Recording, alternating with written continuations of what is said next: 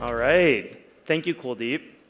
I don't know about you all, but I've had a blast today. I want to thank you all for being so welcoming. It's amazing to be here in India talking about OpenSearch with all of you. In fact, I've had so much fun talking about it that I'm losing my voice. So, I'm really hoping that everyone here has spent a lot of time learning, meeting others, and really just embracing being part of this growing community. In case you don't know me, my name's Eli Fisher. I run the product and design teams that work on OpenSearch at Amazon. And I've been with the OpenSearch project since the beginning, really trying to grow this into not only a great managed offering on AWS, but an open source solution that we can all bet on for the long term. As you probably experienced at the conference, the OpenSearch community is rapidly growing. In fact, earlier this year, we passed 500 million downloads, and as of 2 weeks ago, we passed 600 million downloads. So the velocity of adoption in the project has really been amazing. Along the lines of growth, one of the other key areas that we are observing growth is in contributions to the project. The momentum continues to accelerate, particularly from contributors outside of Amazon. For example, we've had over 2,000 contributors from outside of Amazon participate in the project, including from large organizations like Oracle, Ivan, ByteDance, Intel, IBM, just to name a few. Of course, community members don't just make code contributions. There's many ways you can contribute to an open source project beyond writing code and writing RFCs. About a year ago, we launched a Slack forum for OpenSearch, which was the first time Amazon has actually launched a public Slack space for a project that they're working on. And we've seen that space grow as a place where community members can collaborate together. There's over 2,000 members on the OpenSearch Slack channel, and there have been over 100,000 discussions that have happened on the OpenSearch Slack channel. Similarly, we also have a user forum that has seen similar momentum and communication. So our user forum has over 5,700 members on it, with over 300,000 visits every month. What we're really seeing is that the OpenSearch community loves sharing ideas together. Partners also make valuable contributors to the project, and OpenSearch has over 77 partners and more joining every month. Many of these are represented at events like this, OpenSearchCon, and they're building software and services with OpenSearch to help all of us be more successful with the project. We couldn't be more proud of their work to solve real search and observability challenges for users in this community. One of the effects of having a thriving community is increased demand for community events like what we're having here today. Earlier this year, we launched our first ever OpenSearchCon Europe. I'm thrilled to be here today for our first ever OpenSearchCon India. And I'm excited to report that OpenSearchCon North America will be back for a third straight year. And this year, we're deciding to take OpenSearchCon for the first time to San Francisco. While the project has seen a great deal of growth, there's a lot more work to be done to support this open collaboration forum and this kind of innovation that has come with a growing community. That means being open and transparent about our governance and our long-term roadmap for the project. Last December, we launched a leadership committee with the goal to preserve and advance the OpenSearch project in order to benefit the community and represent its views. That committee is comprised of OpenSearch maintainers, users, contributors, and a wide range of community members, the majority of whom aren't actually Amazon employees. These leaders are doing important work of documenting how the governance process works, how decisions are made for the OpenSearch project, and defining the responsibilities for maintainers and participants in the project itself. Ultimately, the success of this leadership group is going to be measured in the form of a project that is vibrant, fully open source, and positioned to sustain itself for the long term.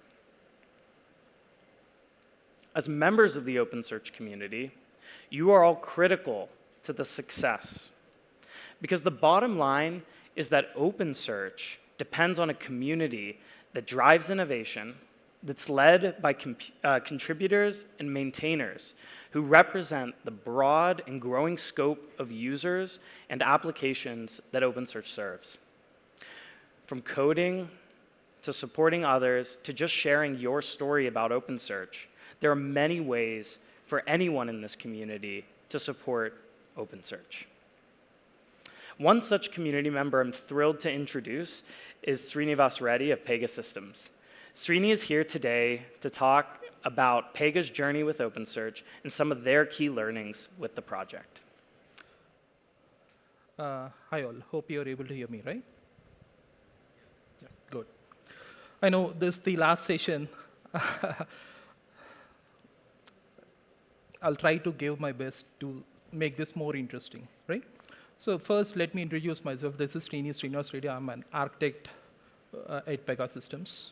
And for some of you who are not aware what is Pega, Pega is the enterprise AI decisioning and workflow automation platform using which our customers can build applications in very short time. Or the applications could be of vast range. Either they could be applications related to insurance, finance, banking. We have multiple magnitude of customers.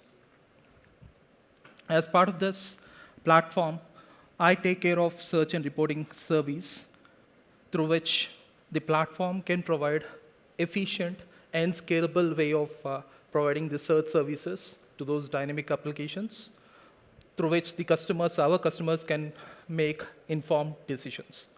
And what we do is we deploy this search service along with the AWS OpenSearch service to provide this search feature to our customers. At a high level, we provide two types of deployments or two types of packages. The first package is given directly to the customer where they deploy and manage on their own cloud or on-prem systems. The second flavor that we provide is the Pega Cloud. On Pega Cloud, what we do is we manage their applications. As part of those applications, we also provide the search functionality as is, right? So like I was saying earlier, our customer base is very large. So on the fly, they can create wide variety of applications having different sets of functional requirements, different sets of search requirements. There are some customers who have search data volume as low as 10 GB, and there are some customers who have large search data volume, which is in the range of few terabytes. So that's the range or spectrum of customers that we have. So whatever search service that we build and whatever OpenSearch or the search functionality that we are providing with the help of OpenSearch service should be so dynamic, so flexible in order to cater all those dynamic requirements. So today, I don't know to take and discuss on all the challenges that we have seen over the years. I've just cherry-picked one common problem, which I thought of sharing with you with a strategic solution, with one of the possible strategic solution for it. So, so the next 15 minutes or 10 minutes, let's try to understand one of the common problems or critical problems that many of us would usually stumble upon, which is nothing but the proliferation of dedicated indices. Proliferation of dedicated indices. I think it's not just for Pega Cloud or for us in a day-to-day life as as the number of indices increases, it puts more pressure on the cluster, and the performance would degrade, and even it also escalates the cost of the cluster, right? That's a generic problem for most of us on a day-to-day basis. So let's try to understand why this is happening and one possible solution as part of it.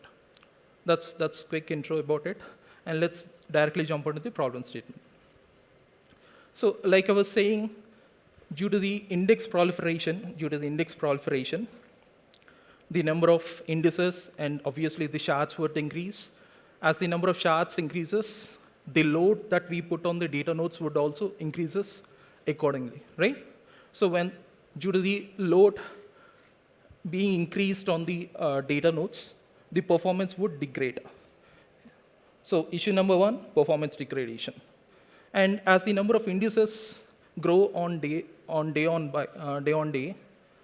they also increase the number of data nodes. So issue number two, your cost of the cluster will also grow linearly with the number of indices of the shards. And third and final cascaded issue is your master nodes. So you might be aware that master nodes are the ones which take care of managing the state of the cluster. By state of the cluster, I mean they hold the information about the indices, they hold the information about the master data nodes, they hold the information about the settings. So this entire state of the cluster is managed by master nodes on their memory.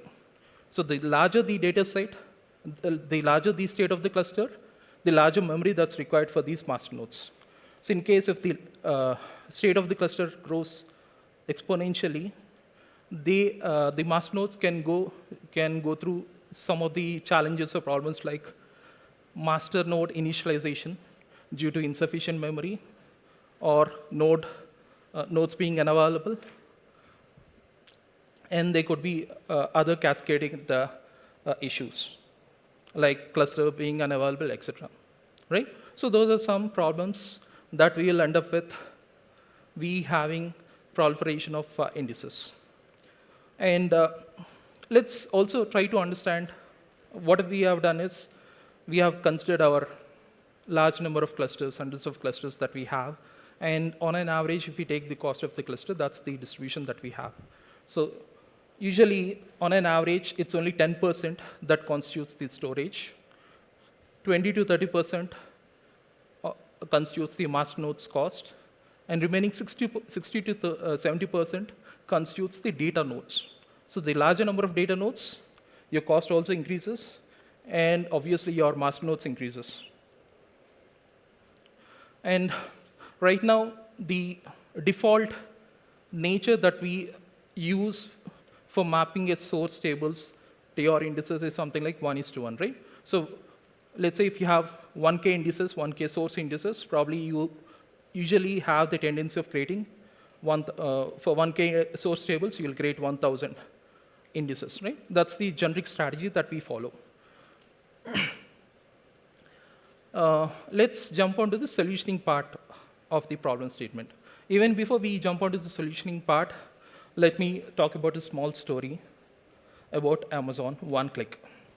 So sometimes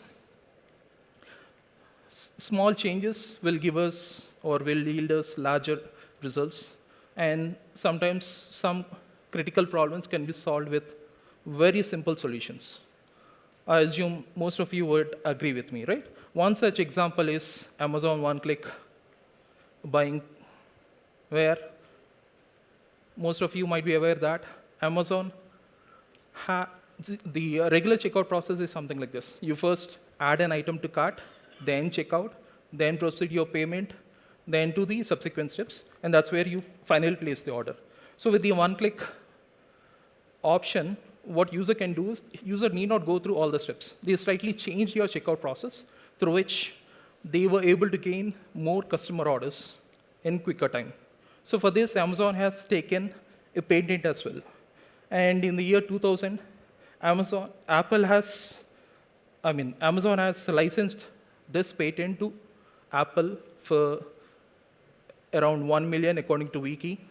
So I'm not sure about the numbers, but that's as per the Wiki. So it's a simple idea, right? It's a simple idea. So rather than going to the regular flow, they just slightly modified it. Even though it's a simple idea, they were able to gain more number of orders.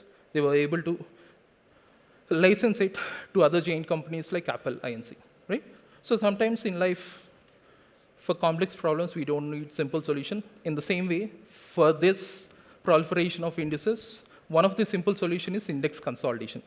As the name says, it's more around, rather than we dedicating 1:1 indices, probably we will merge some of those indices. So let's try to understand this with an example. So let's say I have a source which has, say, 1,000 source tables. Probably those 1,000 source tables will need around 10 data nodes. If you ask me how I arrived 10 data nodes, it's something like each data, we have 1,000 source tables. And if we go with the assumption that I go with 5 primary and 1 replica, which is nothing but 5 plus 5, 10 shards. So 1,000 into 10 shards by each data node can hold around 1,000 shards as such. With that assumption, we'll end up with 10 data nodes. So for 1K source tables, we'll end up with 10 data nodes. Let's assume out of this 1,000 source tables, let's assume 50% of them are of smaller size. If they are of smaller size, what we can do, we can consolidate them. Rather than we having them mapped to dedicated indices, probably we can go with some merge ratio, something similar like 5:1. In such case, we'll end up with just 6 data nodes at a high level, right? So this is giving us a cost saving of around 40%, or within the same infra, we will be able to store more number of indices. But think of a scenario, or think of systems like Pegaystems where we have hundreds of clusters. Think about the extra benefits of we getting it, of increasing our existing capacity, or we can also decrease our cluster infra. And this can be achieved. One of the possible options for this classification is consolidation and dedication. Consolidation is a process where you merge the smaller source tables against one dedicated index. The consolidation in the sense probably, and similarly, dedication is nothing but if you're dealing with the larger source tables, you'll go with 1:1 mapping. And for this classification, probably you can go with one of these 3 options: attribute count, data volume, and hybrid. By attribute count, what I mean is, let's say you can go with the strategy saying that if my source table is having less than 200 attributes, that's where it's a candidate to go into shared index. And if my attribute count is more than, say, more than a defined limit of 200, then it can go into the dedicated index. Similarly, the data volume. And hybrid, as it's self-explanatory, it's nothing but it's a combination of 1 and 2. And till now, we were discussing about storing different data sources or data pertaining to different sources within a single index, right? Probably while you're querying, probably you might be interested only the data that's pertaining to a particular source. Let's say in a given shared index, you're storing the data pertaining to 5 source tables. Probably you might be interested only in source number 2. In such case, you would need to add certain additional filter criteria, right? So for that, one of the option is nothing but adding an additional attribute called source table or source, against which you can store your source value. And that source value can be used during your querying, either in form of additional filter criteria, or you can define filtered aliases.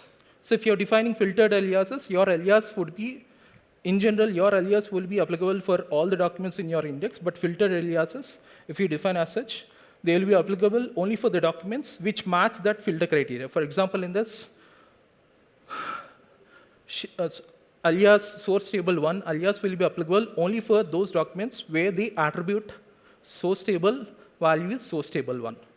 So even though you are defining 5 sources, you can have 5 different